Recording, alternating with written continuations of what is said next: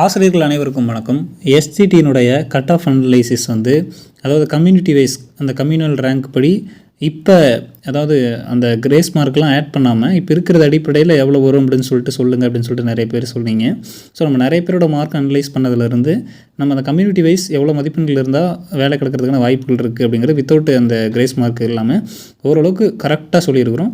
அது என்னங்கிறத இப்போ நான் தெளிவாக சொல்கிறேன், நீங்கள் நோட் பண்ணி வச்சுக்கோங்க. சரிங்களா? கேட்டகரி வைஸ் கம்யூனிட்டி வைஸ் சொல்கிறேன்.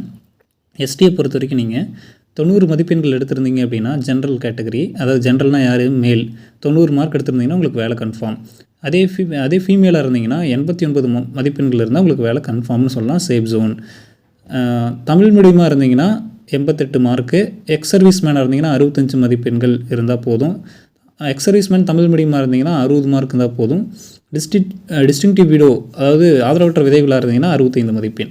இந்த மதிப்பெண் நான் சொன்னது எல்லாமே சேஃப் மார்க்கு. இதை விட 1 மார்க் 2 மார்க் அதிகமாக இருந்தாலும் ஒன்றும் பிரச்சனை இல்லை, கன்ஃபார்மாக வேலை கிடச்சிரும்.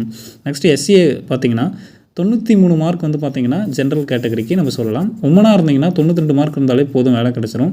தமிழ் மீடியமாக இருந்தீங்கன்னா 91 மார்க் வேணும். எக்ஸ் சர்வீஸ் மேனாக இருந்தீங்கன்னா 70 மார்க் இருந்தால் எஸ்சிஏல போதும். தமிழ் மீடியமாக இருந்தால் 65 மார்க்கு. டிஸ்டிங்டிவ் வீடியோவாக இருந்தீங்கன்னா 65 மார்க் இருந்தாலே போதும். தமிழ் மீடியமாகவும் இருந்து டிஸ்டிங்டிவ் வீடியோவும் இருந்தீங்கன்னா எஸ்சிஏல 60 மார்க் இருந்தாலே போதும், வேலை கிடச்சிரும்.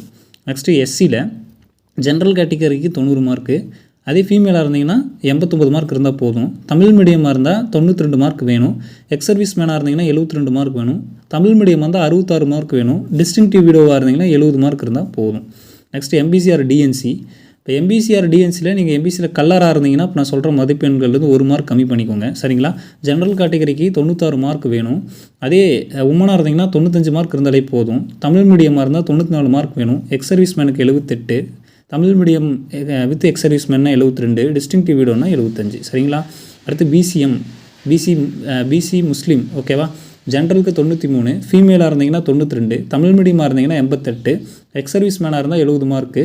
அதே Tamil medium with ex service மேன்னா 60+ மார்க் இருந்தால் எதிர்பார்க்கலாம்.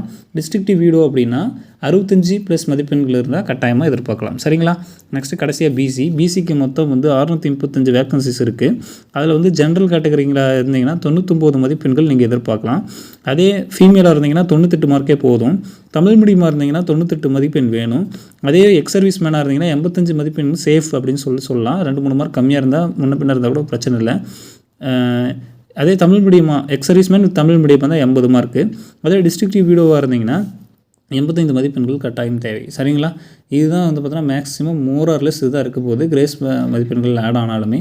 ஸோ இதை உங்களுக்கு தெரியப்படுத்தணும், நிறைய பேர் கேட்டிங்க அப்படிங்கிறதுக்காக தான் இந்த வீடியோ. மேலும் இது மாதிரியான உடனடி தகவல்களை தெரிஞ்சுக்க நம்ம சேனலை சப்ஸ்கிரைப் பண்ணி பக்கத்தில் இருக்க பெல் ஐக்கானை கிளிக் பண்ணிக்கோங்க. அப்போ தான் எந்த அப்டேட் மிஸ் பண்ணாமல் பார்க்க முடியும். நன்றி.